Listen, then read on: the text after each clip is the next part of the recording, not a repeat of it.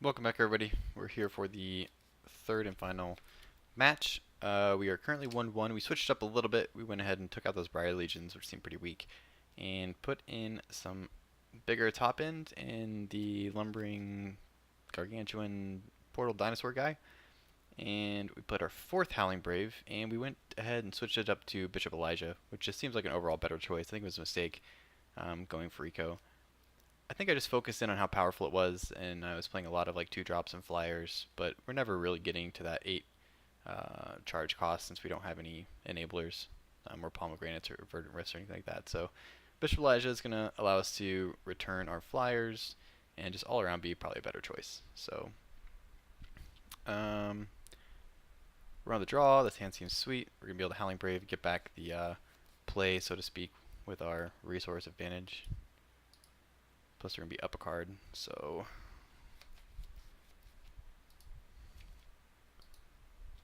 I don't even know what this champion does. What are we looking at? Target troop gets +2/+2 for 5. Okay. Looks like it might be some kind of diamond beatdown deck. Play out this wild shard. So next turn we're going to go Storm Drummer plus Ice, most likely, unless we draw like a Talon Keep.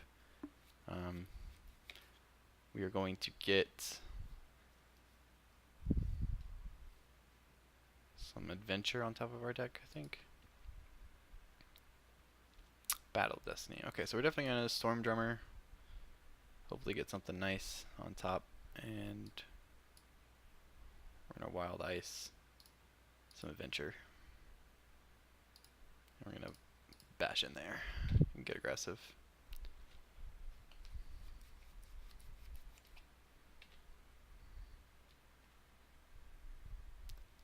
Okay, so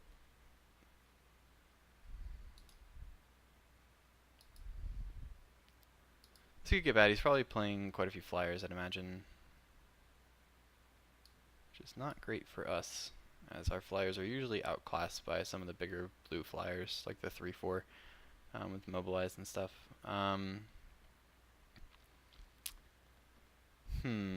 kind of want to Battle of Destiny this guy, but we don't have a big enough troop on the field, so I think we're just going to play our Talon Keep.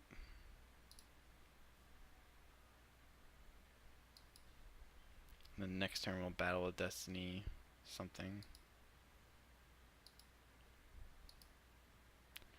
Sometimes these Inspire synergy decks can get very, very powerful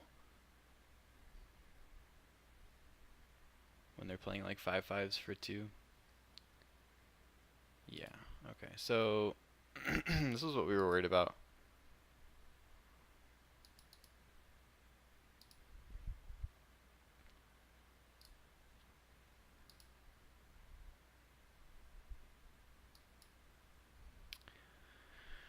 Alright, we have access to 5. We can play a Talon Keep. Watcher.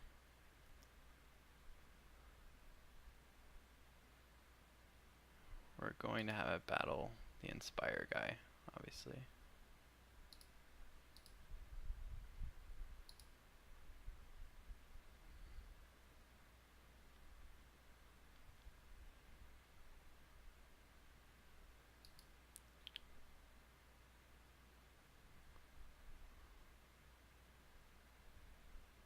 It's got Steadfast, which is pretty obnoxious. We're going to attack in.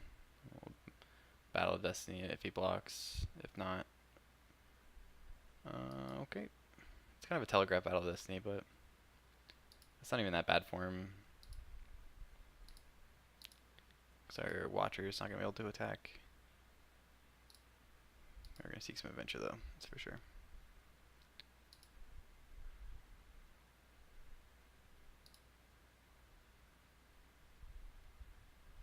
Next turn, we're going to be able to do Ethereal Collar.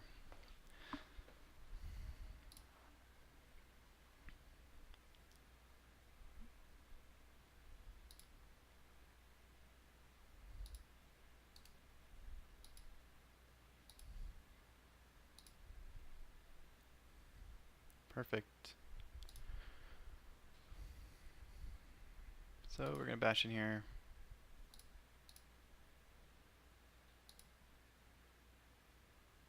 We're going to use our Howling Brave, play this Ethereal Caller. We're going to get rid of our Talon Keep Hunter because we don't really have a way to bring him back anyways.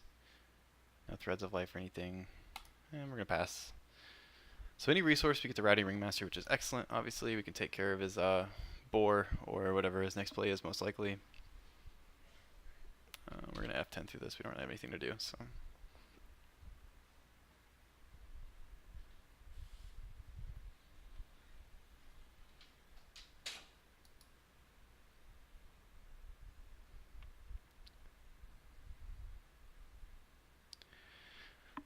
Yeah.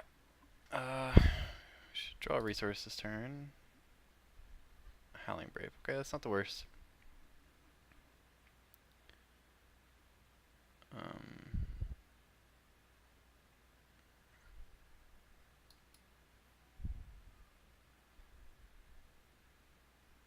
I honestly think we're just going to wait. If we draw a either way, we're going to be able to cast Rowdy Ringmaster. So if we attack, he's going to trade off. We're going to get in, and we're not going to be able to... Well, that's not even true. Okay, never mind. I'm a liar. We're going to bash in here for 8.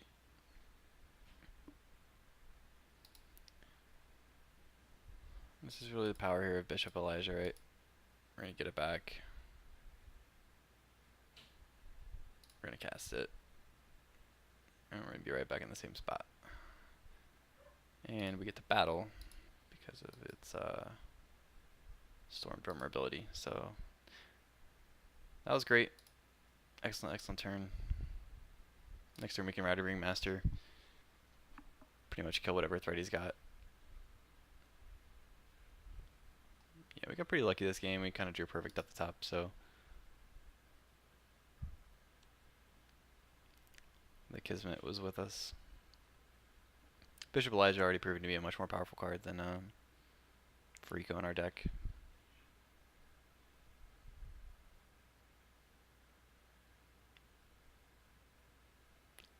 I don't think we want another Ethereal Caller that really does nothing against his 3/4 flyers that he has. We might want to bring in this Runic Strike.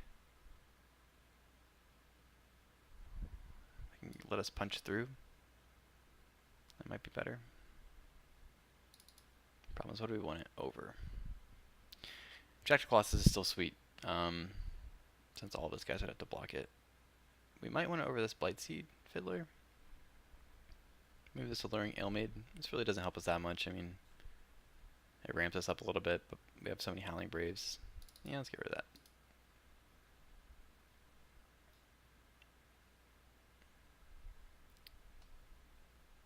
I think that's it. I think that's good. We'll go to battle with this.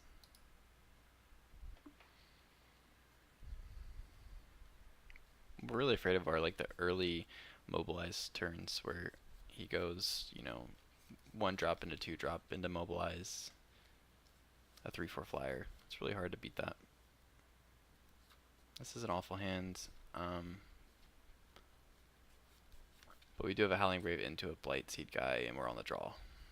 And we have some powerful cards. We're going to be greedy. Probably a poor choice, but we're going to do it. We're going to run it. And we're going to draw a diamond off the top because it's better to be lucky than good. So, okay. That's not terrible. We still need Threshold though, so. Luckily we have another turn, and this next turn we're definitely going to draw a diamond off the top, so.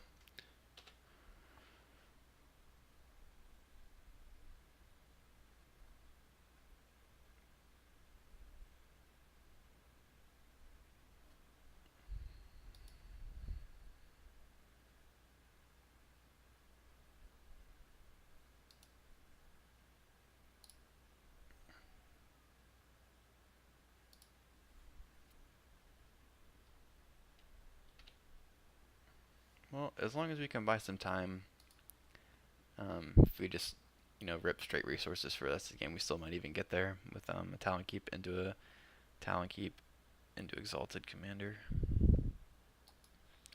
That's pretty bad. We kind of needed that guy to Fate Weave and block and trade. Alright, well, that's not what we're looking for, really.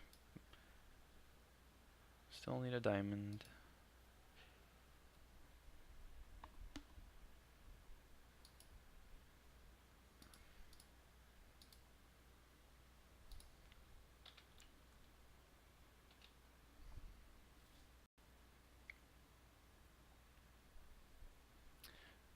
Savage thing is we also have not just diamonds, but we also have a permafrost, which could help us get stuff on the field, like the Exalted Commander here.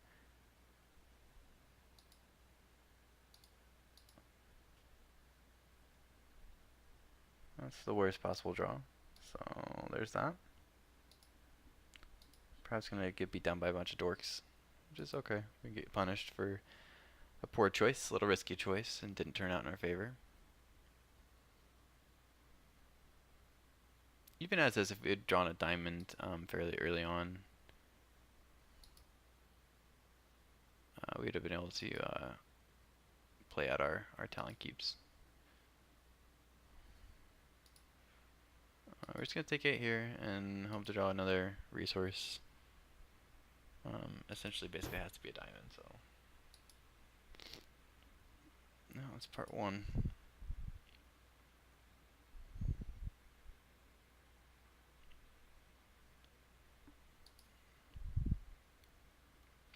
We need him to miss momentum.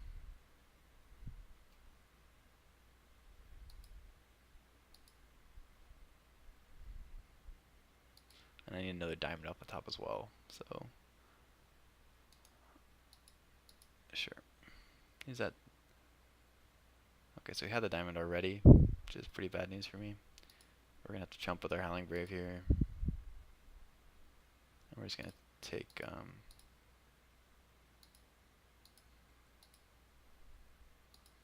6.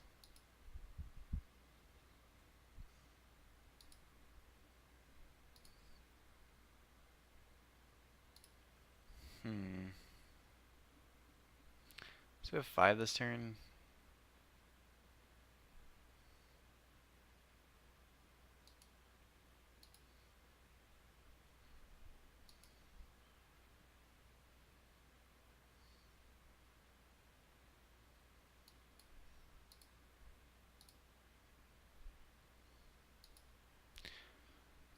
We're going to block this turn with a talent keep. We're going to block here. And we're going to have to block here as well. We're going to be able to trade here. If he doesn't have momentum, that's pretty good for us as well. Question is, do we want to use Bishop Elijah's ability to get another Howling Brave into play, which we will also have to block with?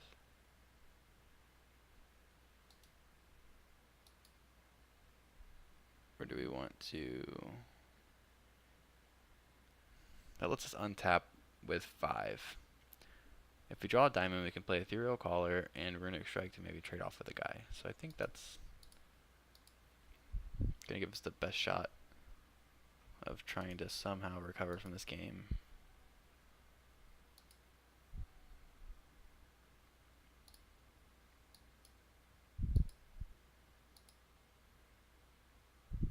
Problem is our guys are dorks and these guys are big, so of course.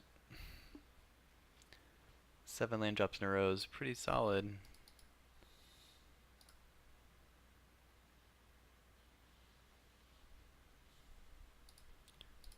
We're gonna jump here. Jump here.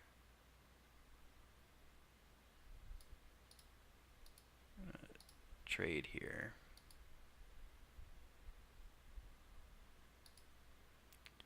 Everybody's lethal, so we might as well keep our talent keep around. That's pretty bad too, but we can block that. The talent keep watcher. Another Howling Brave. We really need a diamond there to get a 2-for-1 out of our Ethereal Caller. As is, we have 5. We're basically just going to play a Howling Brave. And we're going to have a Runic Strike to try and get us through this. We're hoping that he doesn't have an 8th resource to play in as many turns. So, of course. Yeah. Never misses. Okay, sure.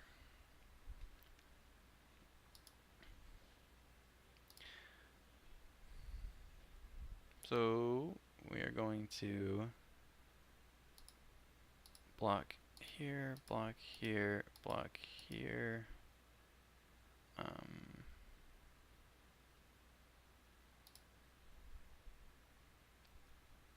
Runic Strike this guy.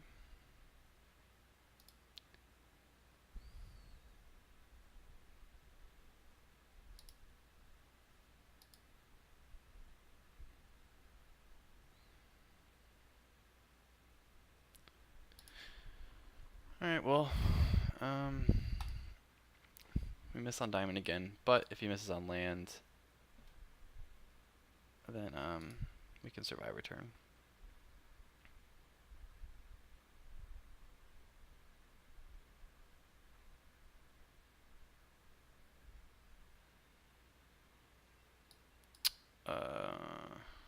Yeah, that's pretty bad also.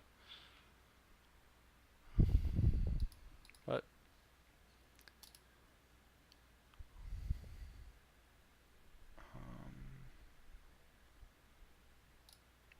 okay.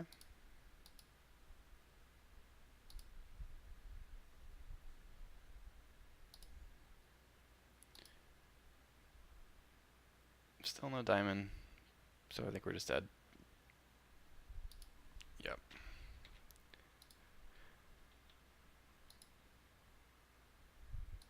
So that was a strange defeat. I mean, we have a lot of diamond sources in our deck, we just didn't really draw one, so we got pretty unlucky on top of keeping a risky hand. Our opponent had a pretty great hand, but we were able to fend off a lot of his aggression with some big talent keeps. So it was a mixture of running bad plus some, certainly risky mulligan decision. We're just going to run it back.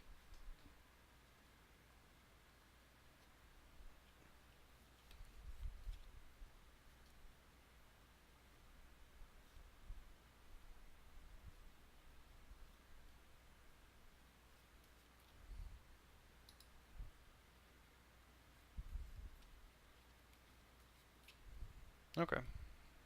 That's fine. We're going to go double Howling Brave on turn 2.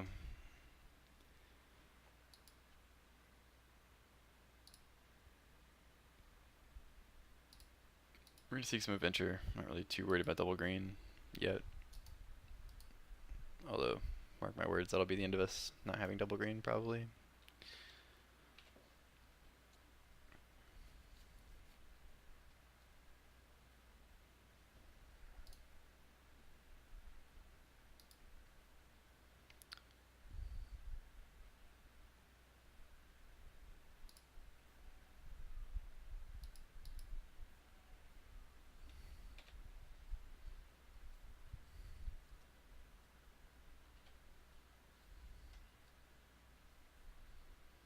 I think ideally we're looking for a wild chart at the top.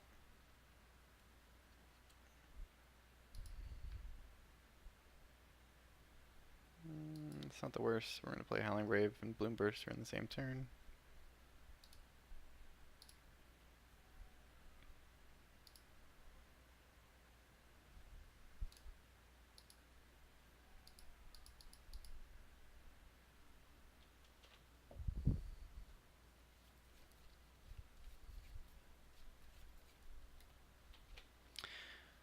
I mean, the thing is, like, we don't really have a wildlife or, like, some massive green drop to have a payoff for this.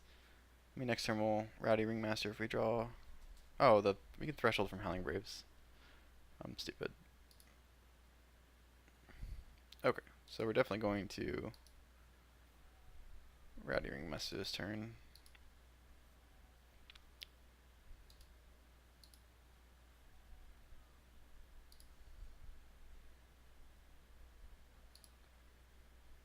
gonna give this guy the plus. Make him a 5/3. We're gonna get in there and battle.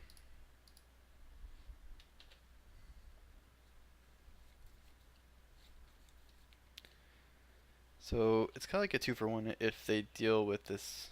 Actually, like a 3-for-1 if they deal with the Bloom Burster, because we're gonna get a resource out of it. We're gonna get an Ethereal Caller activation as well. So.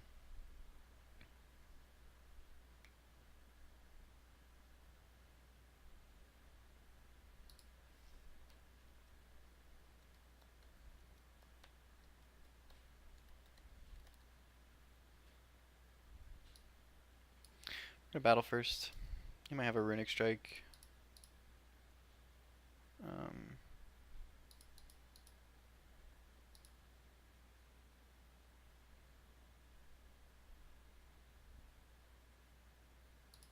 We're just gonna battle with everybody.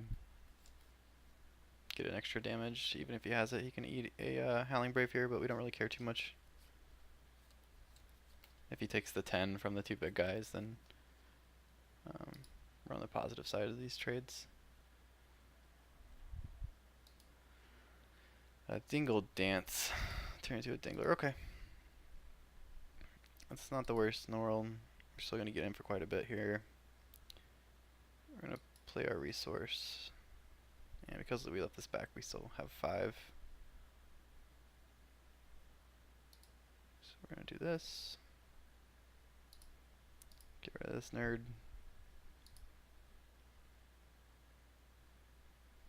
And play our Talon Keep.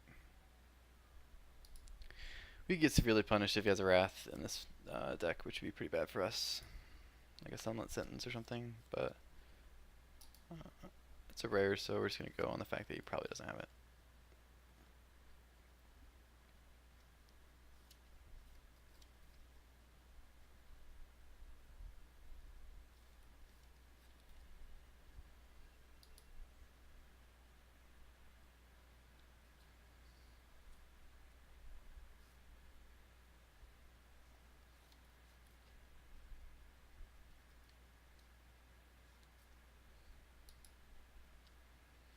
So like a Talon Keep Hunter would be good here. He's going to leave this guy to block probably for the Ringmaster.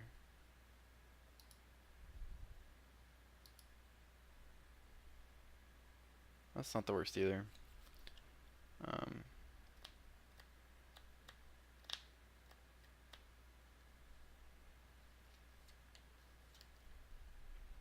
just going to bash, I think.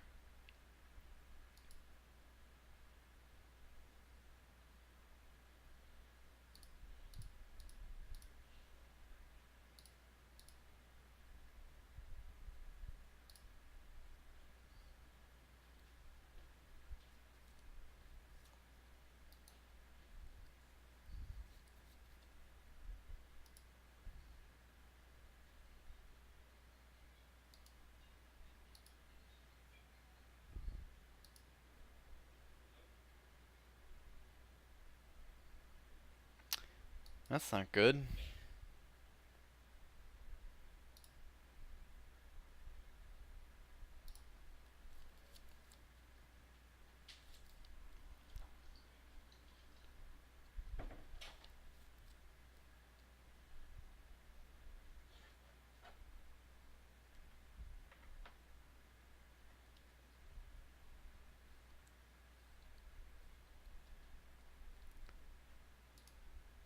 Put target troop. Okay. So we're still going to be able to get in here with these flyers, especially if we draw. We have a lot of live draws of Town Keeps. Having a big guy, we got a bunch of 1/1 dorks that can block and give us a lot of turns to draw into flyer.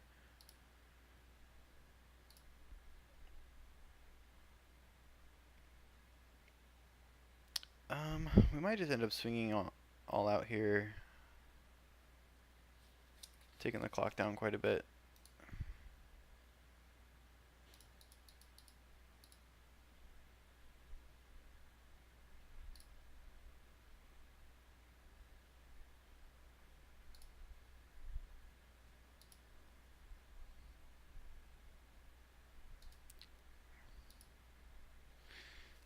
We can gonna bring back our Howling Brave, but I think there's probably better applications for it. This Talon Keep Watcher, maybe.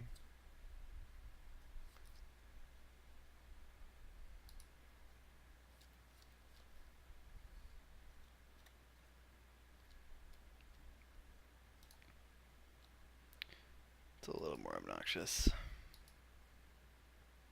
But he does have a lot of pretty strong flyers, so just gonna hold them back, which is interesting. We're gonna put some gas on top, seek some adventure, and we're just gonna pass for now.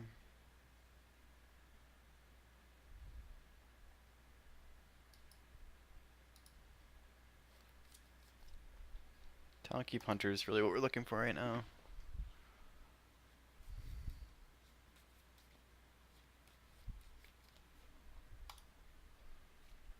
We're probably gonna snap double block with a Talon Keep Watcher plus Collar.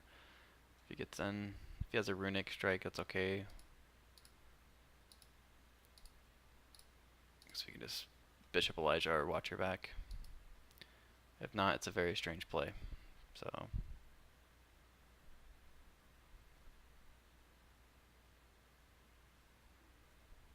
okay, that might have been a misstep. Oh, okay. Alright. That makes sense.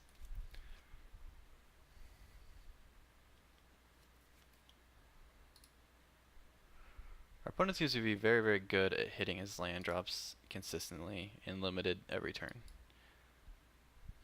We're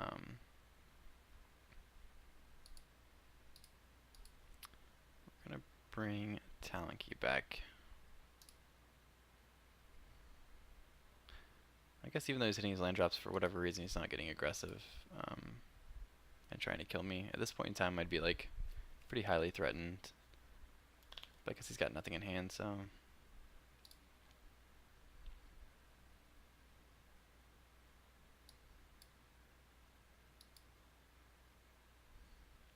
Maybe I should have alpha there and like use my Runic Strike to get in. That's probably better. If I draw a lane off the top, then I can.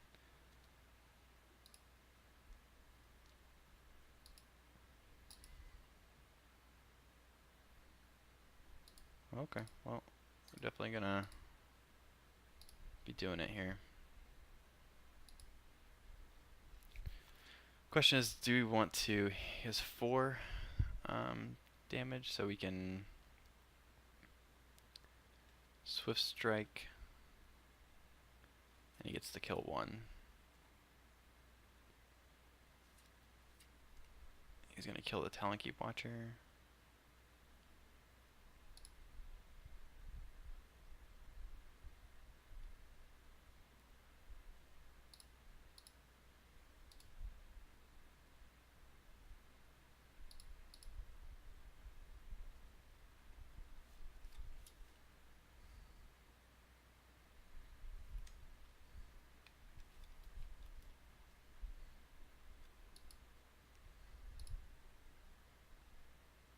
Okay, that was good.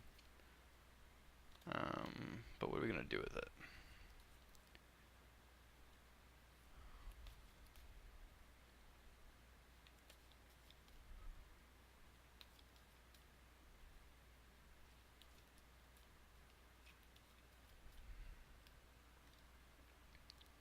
It's just gonna be a 1/1 next turn if he doesn't have a land drop. Do we want to battle right now? Take care of this, and then put a card on top.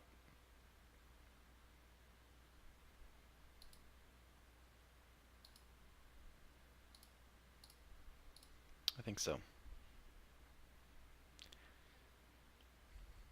With 24 cards left in our deck, we have a relatively high percentage to get our Talon Keeps because we haven't seen any. Get rid of the flying blocker.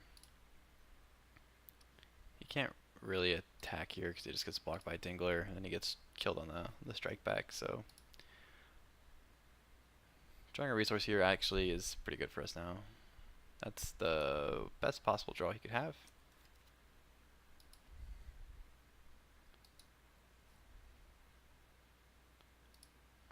Sure. This is an odd time to get aggressive. I guess he's worried about losing momentum. I think he's just like a...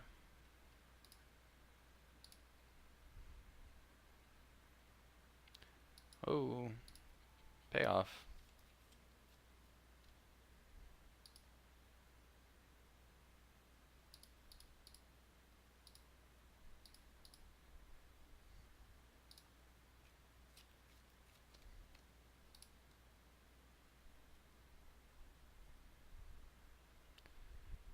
Alright, well we got there with a 2-1. Not the best deck in the world, not the worst. Usually any deck that relies on talent keeps is going to be able to get there sometimes. They just have really powerful starts when you go talent keep into talent keep, and you can outrace your opponent very quickly. We lost to a mirror match where our opponent had just like some bigger guys. We made some strange choices with our mulligans, a little bit risky. But yeah, overall not bad. 2-1. So thanks for tuning in, and we'll see you for the next draft. Make sure to check out fateweave.com daily for articles on strategy, news, video series. You know, we do everything from mulligan decisions to interesting play lines where you get to choose which play you would make to optimize the turn. So go ahead and give us a follow on YouTube. Follow us over on Twitch at Team Fateweave, and we'll see you next time.